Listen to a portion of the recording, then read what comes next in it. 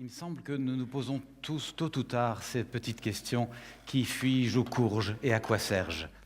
Et pas seulement en boutade. Il me semble que parfois c'est parce que vraiment on est le nez devant le mur et que tout d'un coup l'urgence de trouver un sens personnel et vivant à ces trois petites questions apparaît. Nous gagnerions un temps précieux et ferions l'économie de bien des souffrances et bien des gaspillages, tant de notre vie que de l'énergie, que des ressources de la planète, si nous étions posé ces questions plus tôt. Qui je suis? À quoi ça sert la vie? Et où ça va, cette énorme entreprise à laquelle je participe? Et c'est en ça que je parle d'intériorité citoyenne. Il me semble que le travail que nous faisons de discernement, d'ouverture de conscience et d'alignement de nous-mêmes sur notre élan de vie est un travail qui a des bénéfices pour notre propre bonheur, bien sûr, ce qui est déjà merveilleux, le bonheur de nos proches, ce qui est déjà très salutaire, mais également un impact sur notre vie collective. Et c'est ce que je propose de visiter. Je réconcilie deux notions qui semblent se tirer la langue depuis longtemps. L'intériorité citoyenne. L'intériorité semble depuis longtemps relever de la vie privée. S'en occupent ceux qui s'y intéressent et ça relève de la vie privée. De l'autre côté, il y a la citoyenneté avec les droits et les devoirs, l'engagement dans la société, dans les communautés, et c'est comme si c'était divisé. Or, de plus en plus de personnes, et certainement qu'il y en a beaucoup parmi nous aujourd'hui, réalisent qu'on ne peut plus séparer les deux. Qu'au contraire, c'est notre vie privée, intérieure, intime, qui non seulement commande, mais féconde notre appartenance au groupe, qui la rend créatrice, renouvelée, collaborante, compassionnée. À défaut d'une vie intérieure profonde, nous sommes livrés à la brutalité de rapports de fonction, de consommation, de matérialisme, dont on voit combien aujourd'hui il cause de la détresse. Alors, quelques mots pour vous dire pourquoi cette notion m'est venue. J'ai commencé ma carrière comme avocat. Mon intention était d'aider les humains à résoudre leurs conflits.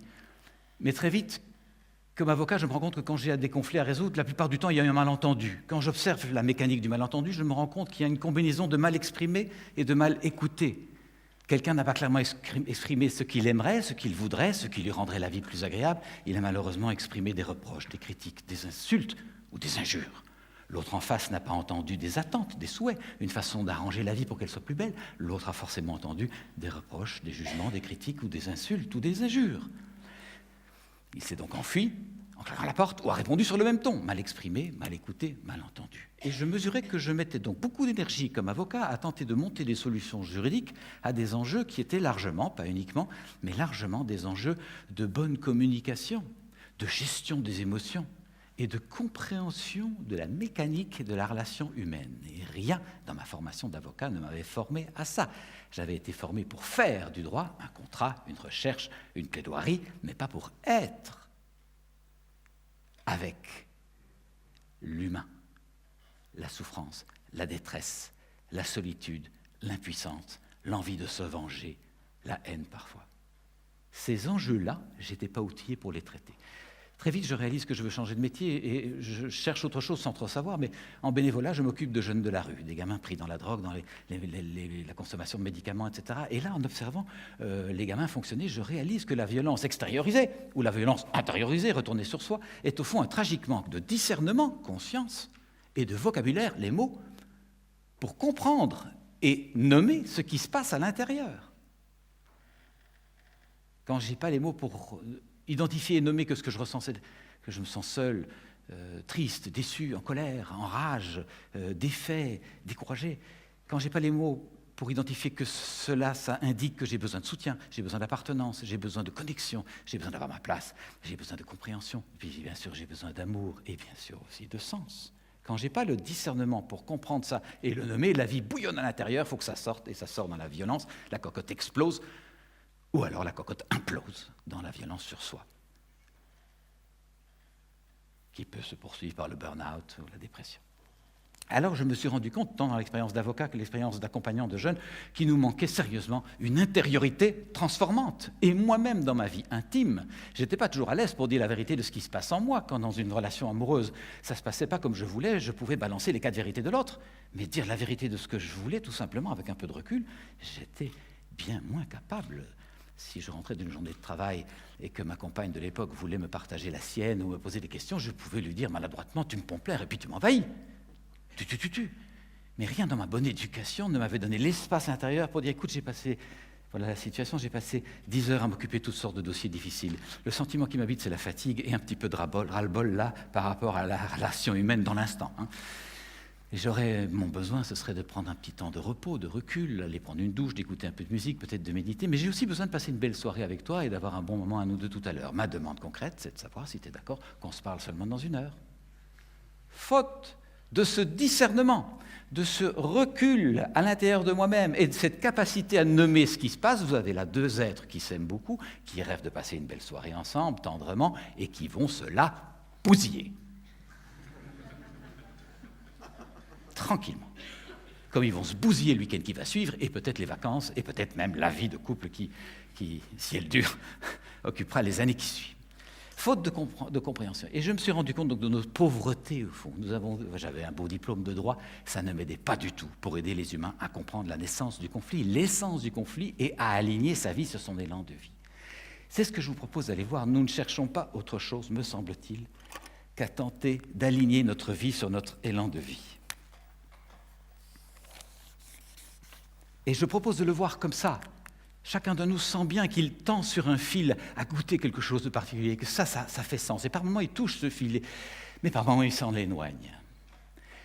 Depuis 20 ans que j'accompagne les personnes à travers les cycles et les saisons de l'existence, puisque, après avoir été avocat, je suis devenu thérapeute, je me suis rendu compte que l'enfant en nous, sans nostalgie idéalisante de l'enfant, mais a pu chevaucher son élan de vie. Et l'élan de vie, c'est quoi, au fond? C'est le profond contentement intérieur, dans la relation à soi, toutes les parties de soi, dans la relation à l'autre, toutes les parties de l'autre, et dans la relation à la vie, à l'univers, à la grâce, à l'esprit, à Dieu. Vous appellerez comme vous voulez cette 3e dimension. Nous cherchons, me semble-t-il, ce profond contentement derrière toutes les stratégies. Monter une entreprise, se marier ou ne pas se marier, faire des enfants ou ne pas faire des enfants, travailler beaucoup ou travailler moins, prendre des vacances. Au fond, tout ça, ce sont des stratégies simplement choisies parce que nous pensons qu'elles vont nous apporter un profond contentement. Et ce que je vois, c'est que notre évolution, lorsque nous prenons soin de grandir en contentement intérieur, eh bien, c'est que le contentement s'instaure de plus en plus, devient de plus en plus durable et se révèle par nature contagieux. C'est un contentement intérieur, une paix intérieure qui est jubilante et qui émane autour de nous. Et que tout au contraire que ce que nos croyances nous laissent parfois encore penser, que le travail sur soi nous enfermerait, le travail sur soi nous ouvre et nous intègre dans une appartenance, non pas seulement à la relation « je et tu », mais à nous. J'appartiens à nous. Et donc ma façon d'être tient compte de nous, parce que j'ai dépassé mon petit « je me moi » et ton petit « tu te toi ». Je suis nous, avec vous. Ça change complètement, bien sûr, la perspective. Qu'est-ce qui fait qu'on n'est pas tous là-dessus, alors que peut-être vraisemblablement nous le cherchons, nous le sentons? Eh bien, je propose de voir que l'enfant en nous aura peut-être bien chevauché son élan de vie, si je le mets comme ça. L'enfant est dans l'instant. Quand je mange une crème à la glace, je suis une crème à la glace. Quand je joue. Quand je prends mon bain, je prends mon bain. Mais assez vite, des parents bienveillants auront dit à ce petit enfant, « Attends, on ne fait pas les choses parce qu'on les sent, on fait les choses parce qu'il faut, il est temps, c'est par ici et pas par là. » C'est comme ceci et pas comme ça. Il faut travailler beaucoup, il faut étudier beaucoup. Et finalement, mine de rien, le petit être en nous s'est éloigné de son élan de vie, de sa jubilation intérieure contagieuse, et s'est formaté, et finit par prendre sa façon d'être au monde, sa façon d'ouvrir sa réunion, son dialogue, sa boîte mail, de répondre aux choses et de vivre, finit par prendre son système de pensée, de référence et de croyance pour le seul exercice de la liberté, alors qu'il se révèle pris dans des enfers moments. Des enfers moments. Dans des automatismes de pensée qui s'enclenchent tout seuls. Des habitudes de fonctionnement qui ne sont pas remis en question. Et il s'étonne que sa vie se révèle infernale. Si jamais il se rend à la vie infernale pour lui-même, c'est son problème. Mais le problème, c'est qu'il n'est pas seul, il n'y a pas un humain seul. Si lui se rend à la vie infernale, il le fait payer à ses proches, à ses enfants, à son conjoint, à son équipe de travail. Et il y a un effet systémique à l'affaire, évidemment. Il y a donc 3 bonnes raisons à développer une vie intérieure. Trouver plus de joie de vivre, plus de paix intérieure, permettre à mon entourage d'être plus joyeux et servir le monde avec toute mon énergie et ma vitalité. Vous l'aurez perçu, ce n'est pas forcément confortable, mais bien nécessaire que d'apprendre donc à faire quelquefois le tour de soi-même pour se rencontrer, pourquoi je pense ça comme ça, pourquoi je ne le penserais pas comme ci, pourquoi j'ai cette vision-là, pourquoi je ne l'aurais pas comme ça, et revisiter ces systèmes de pensée, changer son mindset, pour petit à petit aligner sa vie sur son élan de vie. Je dis bien petit à petit, hein. C'est un processus de vie.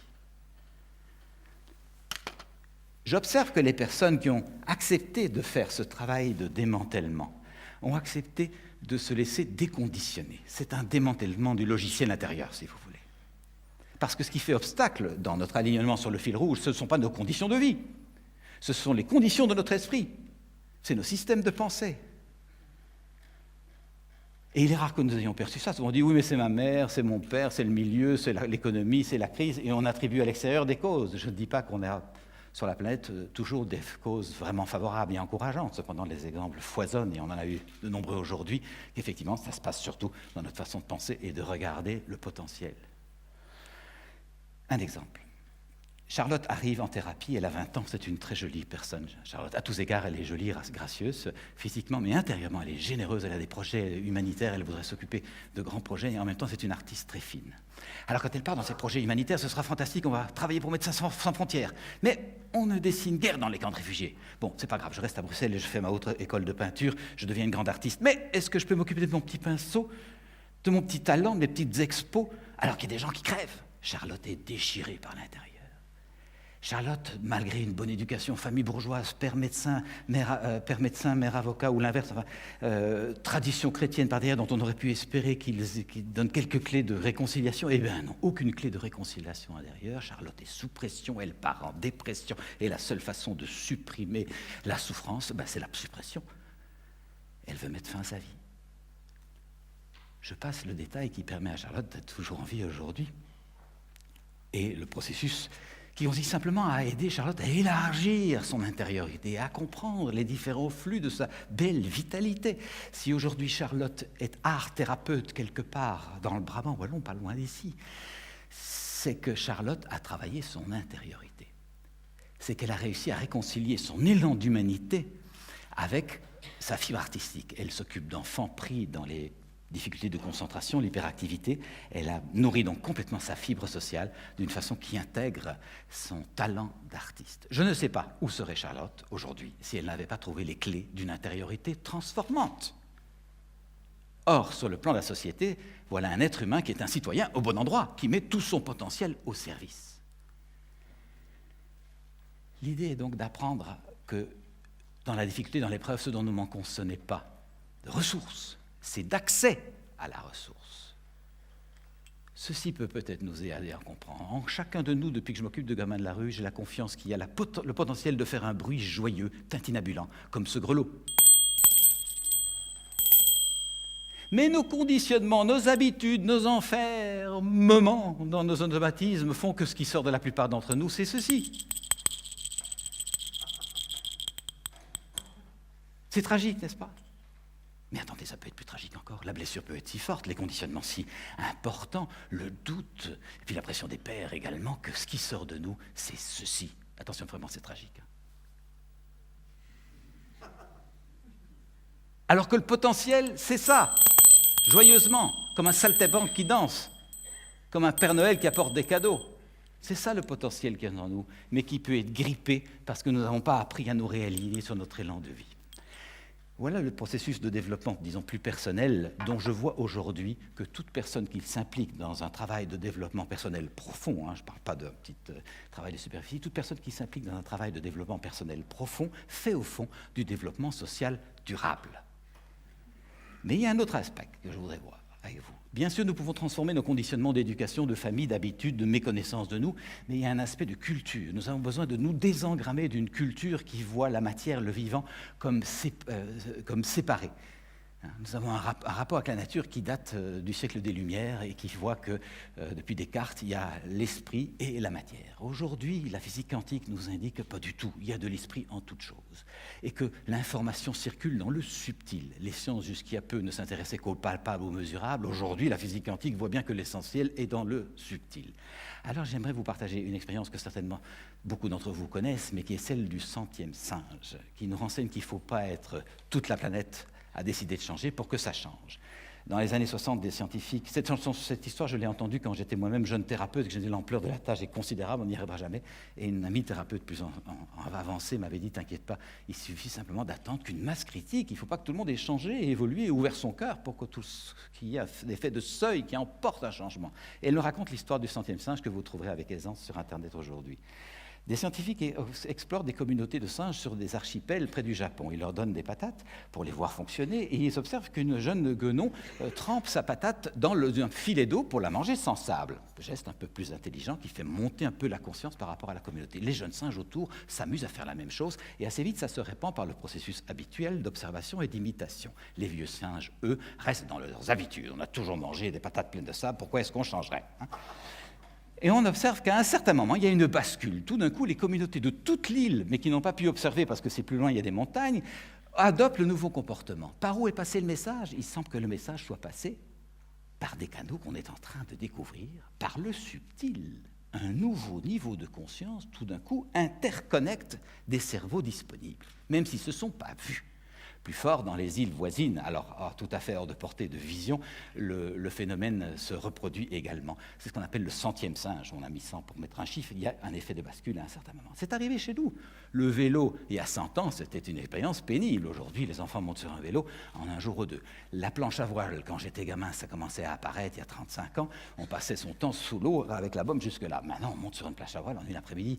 Internet, même chose. Une aisance s'instaure. Alors, je nous propose de voir que le travail que nous faisons sur nous ne concerne pas que nous-mêmes.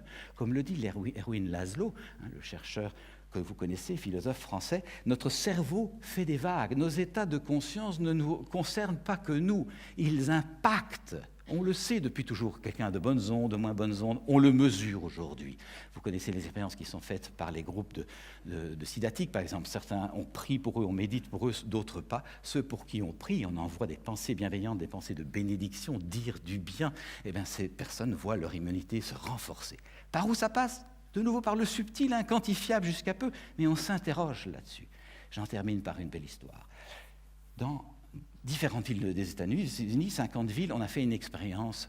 On a proposé aux groupes, il y avait beaucoup de délinquance, de criminalité, on a fait méditer des groupes ensemble, toutes religions et pratiques de méditation confondues dans une grande salle, et pendant 3-4 heures. Et on a constaté que, tandis que les méditants méditent, les taux de criminalité dans ces 50 villes, c'est pas un petit échantillon, chutent significativement. Et c'est pas 2-3%, c'est de l'ordre de 25 à 30% de chute de la criminalité pendant les heures où les personnes méditent. Alors, est-ce que nous n'avons pas là une explication extraordinairement tangible que notre vie intérieure, en plus dans le nous, groupé, a un impact pacifiant sur l'extérieur? C'est ce que je nous souhaite de pouvoir intégrer petit à petit dans notre vie en développant de plus en plus une vie intérieure profonde, riche, nourrissante et joyeuse, et en travaillant à nous aligner sur notre fil rouge, en sortant de nos enfermements. Je nous propose de rester avec cette proposition.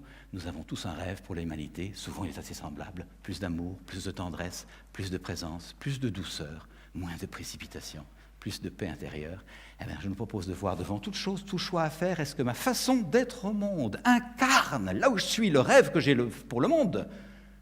Autrement dit, est-ce que j'entretiens le problème ou est-ce que je fais partie de la solution? Merci beaucoup.